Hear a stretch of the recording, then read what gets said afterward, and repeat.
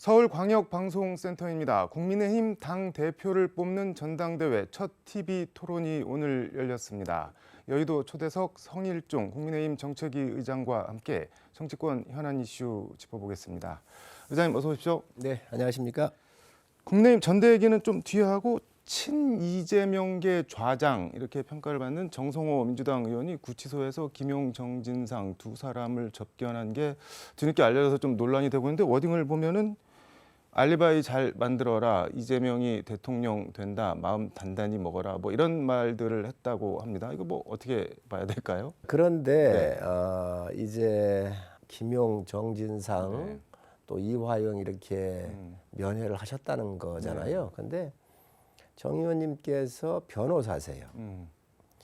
근데 과연 네. 이게 구치소의 면회, 특별 면회라고 해서 가셔가지고 알리바이를 좀 잘 만들어라. 그리고 이재명 대표가 대통령이 된다. 이 이야기는 국민들이 바라볼 때 어떻게 받아들일까 해서는 안 될 말을 하신 거 아닌가 생각으로 굉장히 부적절하다고 생각을 하고요.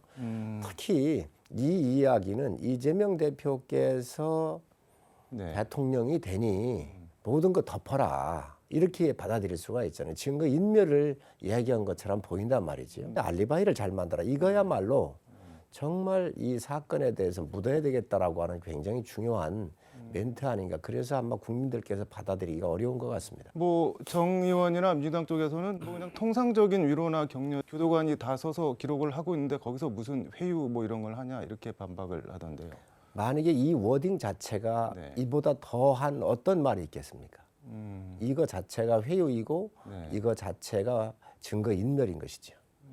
근데 말씀하신 대로 지금 정성호 의원이 변호사 자격을 가지고 있는데 변호사 접견으로 신청을 하면은 교도관도 못 들어오고 아무도 못 들어오고 거기서 하고 싶은 말 다 할 수 있는데 굳이 교도관이 입회하는 면회 그 접견을 신청을 해서 했단 말이죠. 아닙니다. 지금 이제 민주당에서 얘기하는 게 왜 네. 어떻게 나왔느냐 이 이야기를 자꾸 공격을 하는 것 같은데 네. 나오고 안 나오고에 중요한 게 아니고요. 이러한 범죄자들하고 또 지금 당의 가장 중심에 있는 분하고 만나가지고 네. 알리바이를 잘 맞춰라. 그리고 이재명 대표가 네. 대통령이 되니 된다. 그러니 이렇게 받아들였었을 때 이렇게 네. 얘기했었을 때 받아들이는 그 입장에서 바라보면은 굉장히 큰 이 은닉과 관련돼서 추측할 수 있지 않나. 그렇기 때문에 이 부분이 더 큰 것이지요. 뭐 이게 흘렸고 안 흘렸고 이게 본질이 아닙니다. 본질은 범죄자로서 지금 현재 구속되어 있는 사람을 이 이재명 대표의 가장 좌장격이 가서 만난 것 자체가 부적절하고 또 만나서도 이런 이야기를 전달했다고 하는 거가 본질이지 지금 누가 이걸 바깥으로 흘렸느냐 뭐 이게 중요한 게 아닙니다. 뭐 흘렸냐 마냐에 대해서 지금 그러니까 정성호 의원이 김용 면회를 한 게 12월 19일, 정진상 면회가 1월 18일인데 한두 달 전인데 말씀하신 대로 이재명 대표 구속영장 청구가 뭐 거의 임박한 거 아니냐 이런 말이 나오는 시점에 이게 특정 언론을 통해서 공개가 된 거 자체가 뭔가 좀 프레임을 씌우려고 하는 거 아니냐 뭐 이렇게 언론 플레이 아니냐 이렇게 의심을 하는데 그거는 본질이 아니다. 이재명 대표의 프레임을 씌우고 안 씌우고 하는 문제가 아니에요. 이재명 대표는 이미 프레임이 다 부정비리 혐의에 그리고 성남시장을 하면서 공권력을 가지고 있으면서 한 건도 아니잖아요. 대장동에서부터 이제 정제동까지 나왔어요.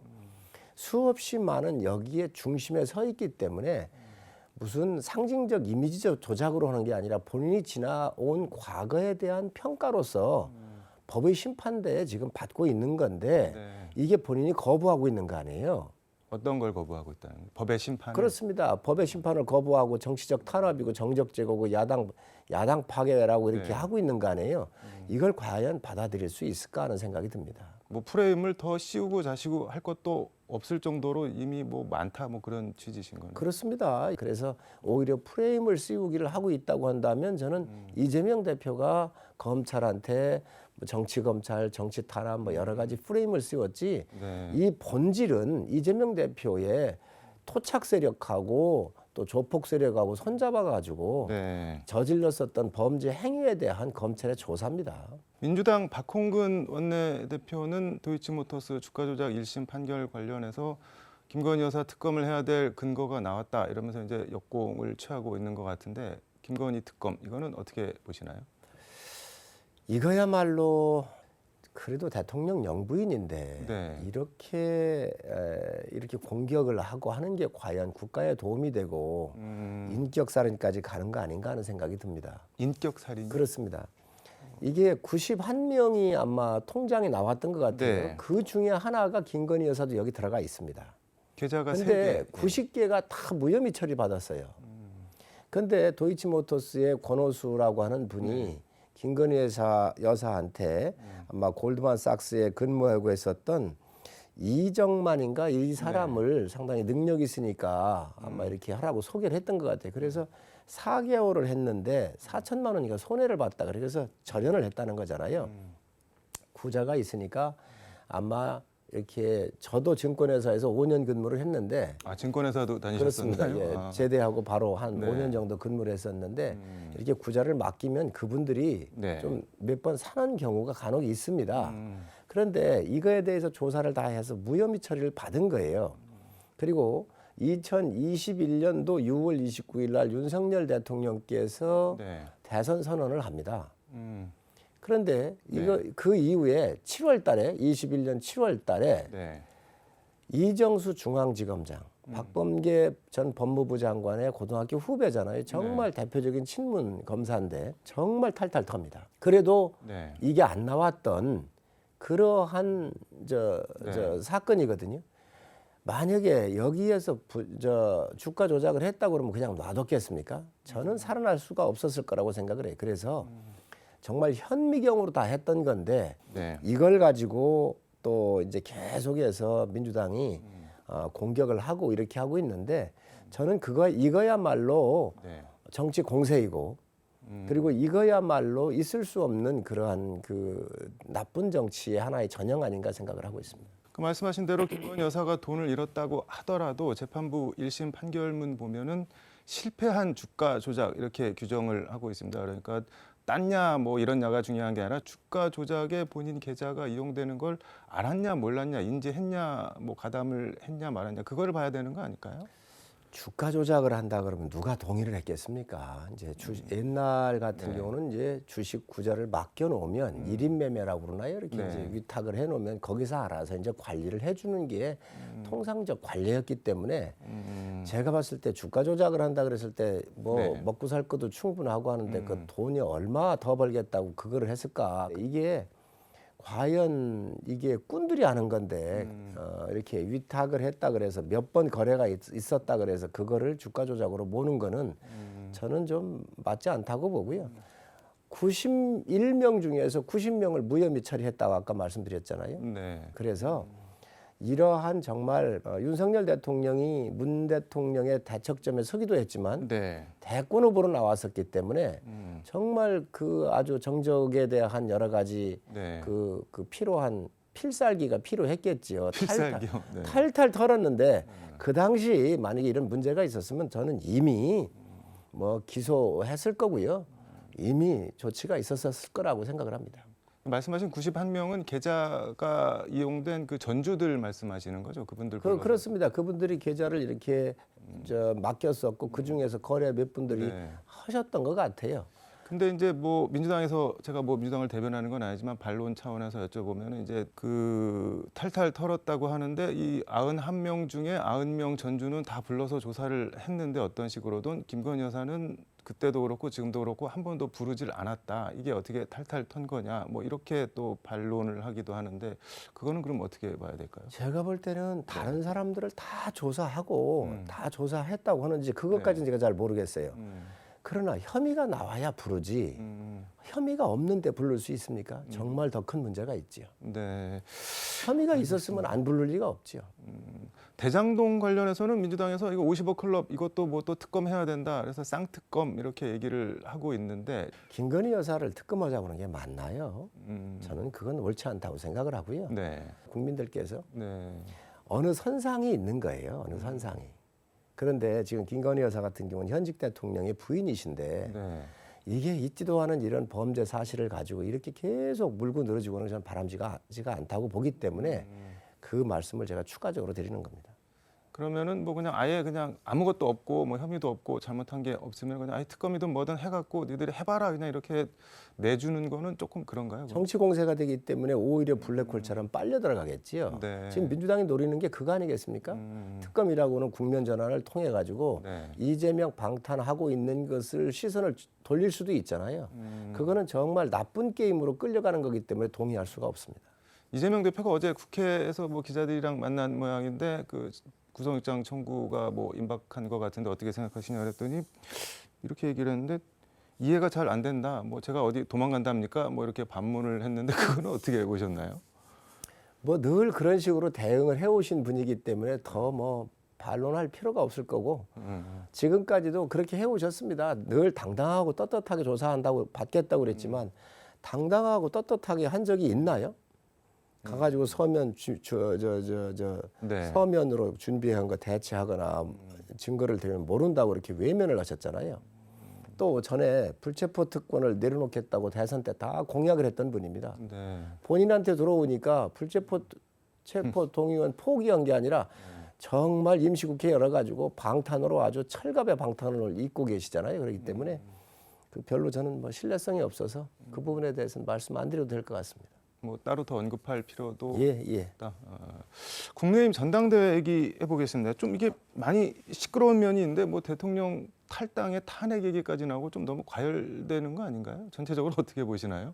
여든 야든 네. 이게 전당대회 할 때는 당권을 놓고 싸우는데 네. 아마 이번이 더 치열한 것 같습니다. 음, 그러다가 보니까 뭐 대통령 탈당 이야기도 나오고 뭐 네. 여러 가지 얘기 나오는데 음. 대통령께서 탈당하는 일은 아예 없을 거고요. 이번이 더 치열하다고 했는데 특별히 더 치열할 이유가 있을까요? 그 전에 비해서? 아무래도 권력 초기고요. 또 힘 있는 그러한 대표로서의 위상도 있을 거고 또 네. 내년에 있게 될 총선을 대비해서 아마 여러 가지 정치적인 입지가 강화될 수 있는 기회라고 보기 때문에 많은 그 후보들이 좀 더 치열하지 않겠나 생각을 합니다. 천하람 대표 후보 포함해서 천하용인 뭐 이렇게 이름을 지었던데 여기 좀 바람 돌풍이 불고 있는 것 같은데 돌풍이 이게 배경이나 이런 걸 어떻게 봐야 될까요? 처음에는 뭐 저희 당을 이렇게 보면 김기현 대표께서는 이제 주류잖아요. 네. 우리 당에 오랫동안 몸 담았고 지금 사선을 하시고 네. 또 광역시장을 하시고 상당한 경력을 갖고 계신 네. 아주 당의 주류 중에 주류십니다. 그러시고 안철수 대표는 또 네. 대선 과정에서 이제 그 협력을 하고 그 이후에 합당을 해서 들어왔는데 안철수 대표도 상당한 또 지지를 받고 있어요. 네. 또 천하람 후보를 비롯해서 우리 청년들의 에너지가 또 모아지고 있잖아요. 네. 그래서 저는 각각의 기능들을 보면 당의 다양성을 가지고 비교적 국민들한테 어필하는 과정이 네. 굉장히 좋은 모습으로 보이고 있다고 생각을 합니다. 주류에 계신 분은 주류로서의 역할을 지금 끌고 나가고 계시고 합당을 했지만 새가 없을 거로 봤는데 나름대로 또 열심히 일하고 계신 또 안철수 후보가 계시고 청년을 또 대표해서 청년의 에너지가 모아지는 세대별로 또 권역별로 이렇게 다 함께 어우러지는 전당대회를 굉장히 오래간만에 보는 거 아닌가. 그래서 저는 긍정적으로 보고 있는 사람 중에 한 사람입니다. 그러니까 국민의힘의 어떤 뭐 건강함이나 역동성을 잘 보여주고 있다 그렇게 평가를 하고 계시는 거예요. 그렇습니다. 그 역동성도 있지만 네. 세대에도 다 각각의 대표 주자들이 나와가지고 이 당의 외연을 확대시키는데 이번 전당대회가 굉장한 역할을 하고 있지 않나 생각을 합니다. 3월 8일 전당대회까지 한 20여일 남았는데 남은 기간 뭐 관전 포인트나 선거 결과 가를 중요 변수 뭐 어떤 게 있을까요? 아무래도 1, 2위 싸움이 상당히 좀 네. 볼만하고요. 또 지금 젊은 세대를 대표하는 또 천하람 후보 네. 같은 경우에 또 약진도 두드러져 보이고 또 과연 결선까지 갈 것인지 또 이런 부분도 한번 눈여겨볼 필요가 있다고 생각을 합니다. 천하람 후보가 결선까지 갈 수 있을 거라고 보시나요? 개인적으로는? 그거는 모르지요.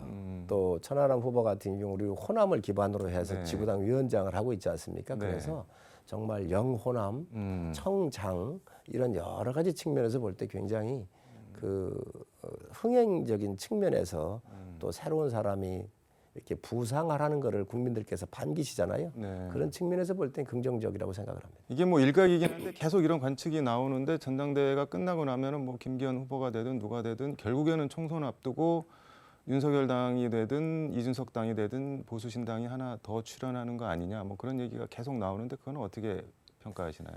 그거는 염려 안 하셔도 될 거예요. 염려 안 해도 된다. 예, 집권당이라고 하는 것은 대통령이라고 하는 그 중심의 축이 딱 서 네. 있는 거기 때문에요. 그렇게 흔들리지가 않습니다. 알겠습니다. 오늘 말씀 여기까지 듣도록 하겠습니다. 고맙습니다. 네, 감사합니다. 네, 지금까지 서울광역방송센터에서 성일종 국민의힘 정책위 의장과 함께 전해드렸습니다.